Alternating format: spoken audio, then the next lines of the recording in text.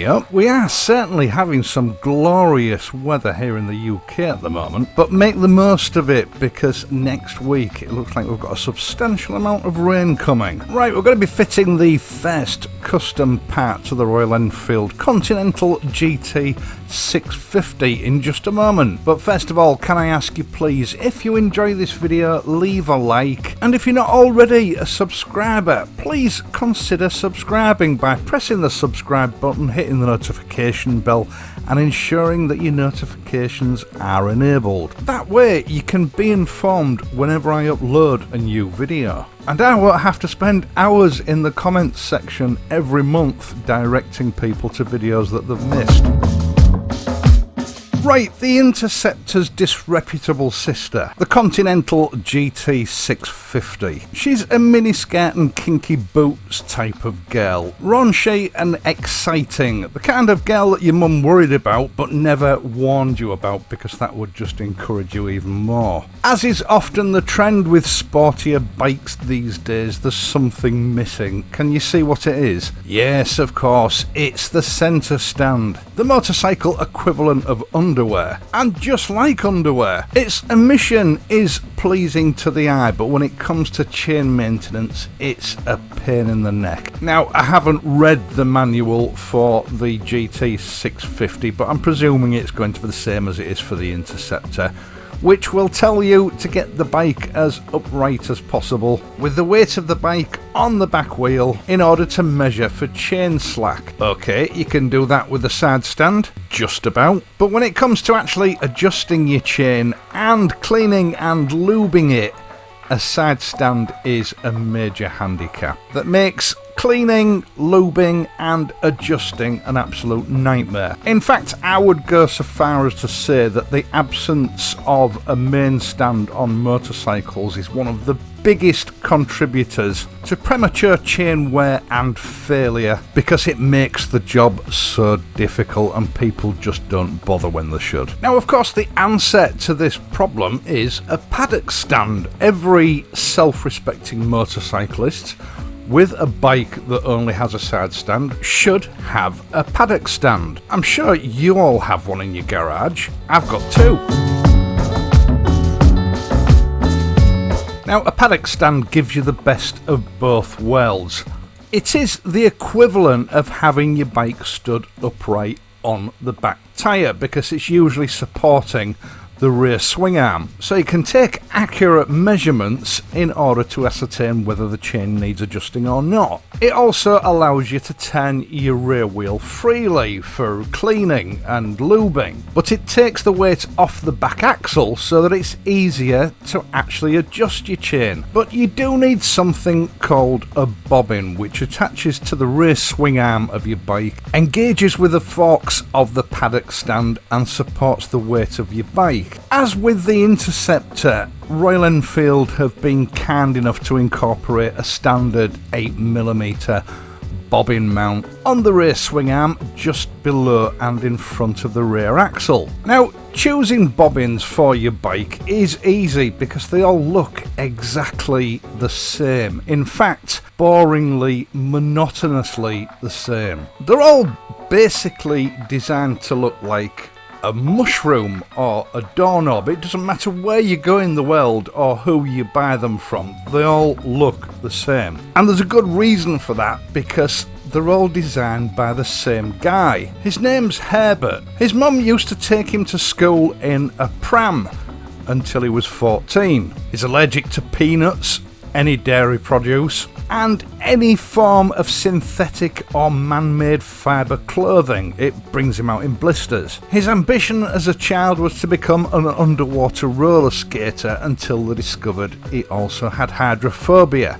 He refuses to hold hands with any female because he's worried it may cause an unwanted pregnancy, and his hobbies include, surprise surprise, collecting interesting vintage Victorian doorknobs and cataloguing obscure species of spores, moulds and fungus. Now, when I first got the Bobber Black 3 years ago, we needed bobbins for the bike, but there was a bit of a problem with the way that Triumph had designed the bobbin mounting position. Most standard HERBERT type bobbins didn't allow enough clearance to actually operate with the paddock stand. So Sam at MOTONE Customs decided that he would have to design and produce a universal bobbin that stood out a little bit from the crowd. Now, I put forward several design suggestions which Sam ignored, and he came up with these, the now world famous franken-bobbins. Now, the original version was made of polished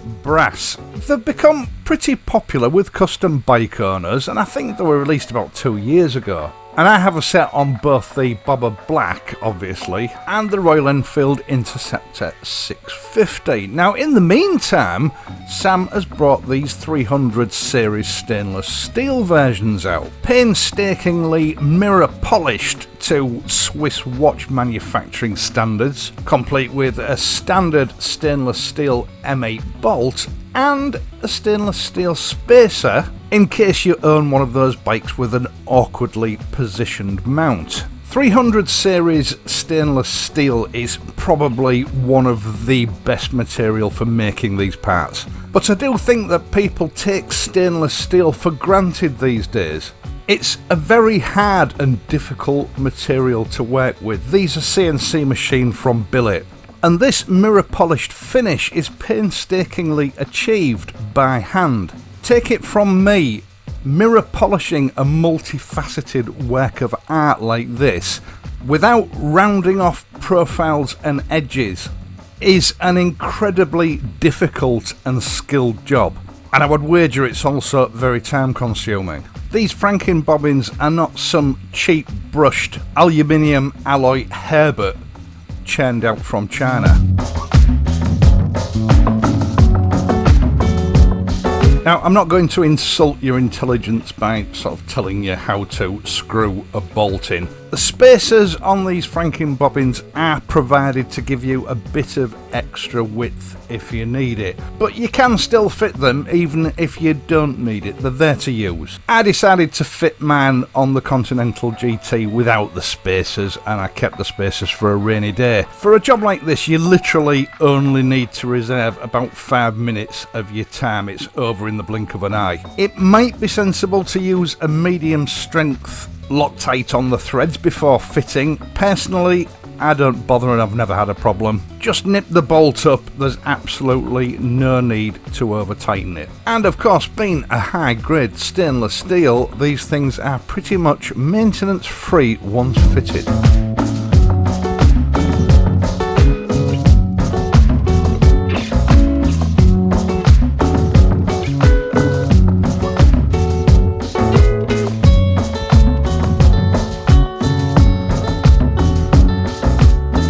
Before I go, I would like to remind you about this month's MOTONE Customs photograph competition. I haven't actually spoken to Sam since I think it was Monday evening, and he let me know that already there have been a few entries for the competition. What I was disappointed about is that so far it's only Triumph owners that have entered. There are no Royal Enfield owners, and I know that there are owners of Interceptors and Bullets that have MOTONE Customs parts on the bikes because they entered last year.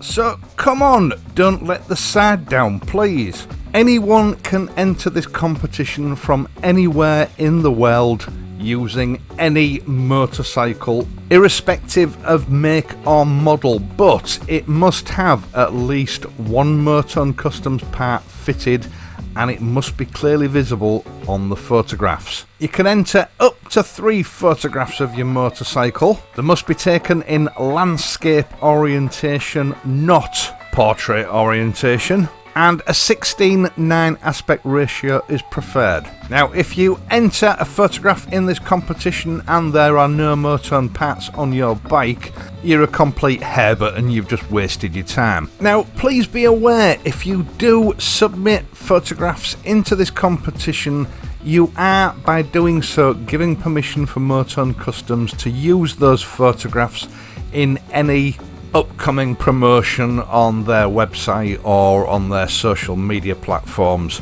You are also giving permission for me to put it up here on the channel for everybody to see your bike. If you don't like the sound of that, don't enter the competition. The choice is yours. Now, the June edition of this competition will end at midnight on the last day of June, and that's midnight British summertime here in the UK. It doesn't matter if you entered last year and didn't win, give it another whirl this year. MOTONE have upped the prize pool this year from last year. I think the first prize is £250 e-voucher to spend on any MOTONE Customs parts you wish. Second prize is a £100 e-voucher, and I think there are 3 runners-up prizes or third prizes of £50 e-vouchers each. Not only that, anyone whose bike is shown in the final video on the announcement, whether you're a winner or not, will receive a mystery gift, which I think is worth around about £15, from MOTONE Customs, free of charge, just as a thank you for taking part. Your photographs should be sent by email to sam@motone, and I'll leave the email address in the video description down below. And can you please entitle it June21 Photo Comp, just to make it easier for Sam to sort through everything. Now, if you haven't got any MOTONE parts fitted to your bike, don't worry, there's still time. All viewers of this channel are entitled to an exclusive 12% discount from MOTONE Customs via a discount code, which I will again include in the video description down below. Oh, and I suppose I best leave a link to the stainless steel franken bobbins in the video description as well.